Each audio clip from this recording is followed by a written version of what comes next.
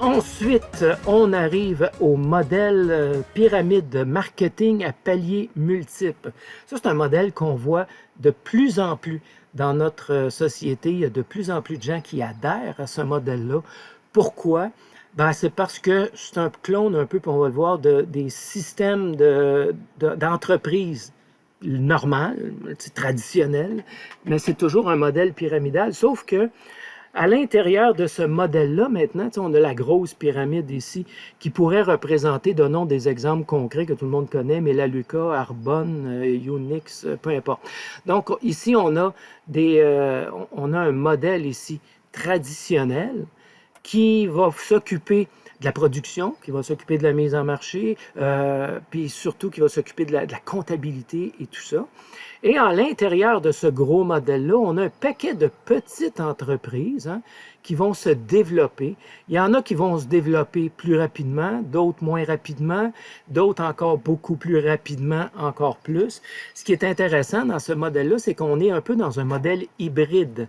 Ça veut dire que chacune des petites entreprises va se développer en fonction de ses valeurs et de ce qu'elle veut vraiment accomplir, mais que ce n'est pas nécessairement le premier en haut qui va accumuler la richesse de tout le monde en bas.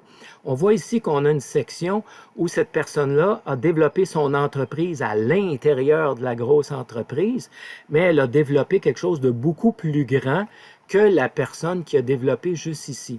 Mais tout ça fait toujours partie d'une échelle. Donc, à l'intérieur de cette structure-là, on pourrait avoir un individu ici qui décide aussi de développer son entreprise et d'aller faire les ventes du produit, de développer son équipe. Puis, il pourrait aussi développer dans son équipe une autre infrastructure aussi grosse, sinon encore plus grosse que celle qui est en haut ici de lui. Donc, sa rémunération ici en bas va être nécessairement plus élevée que celui qui est au-dessus de lui. Donc, c'est faux de penser que dans un palier multiple, que c'est ceux qui sont en haut qui sont les plus riches. C'est complètement faux de penser ça.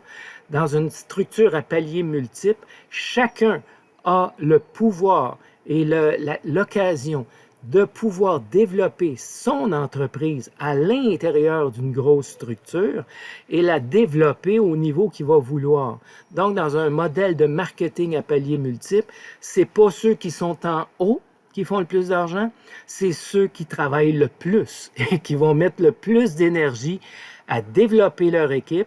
Et quand on est dans un milieu à paliers multiples, développer une équipe, ça ne peut pas se faire au détriment des autres. Ça doit, le mot le dit, c'est une équipe, c'est une mini-communauté qui se développe ensemble. C'est du partage d'informations, du partage de temps, du partage de connaissances pour aider chacun à venir développer son entreprise à l'intérieur de notre entreprise.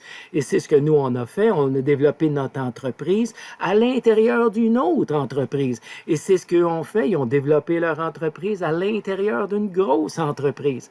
Donc, c'est cette notion-là, quand on parle de paliers multiples, à ne pas confondre avec les modèles traditionnels de business, que ce soit les gouvernementales, les Hydro-Québec ou les entreprises plus petites, avec cette même notion-là, où il y a juste la tête qui s'enrichit au détriment de la base.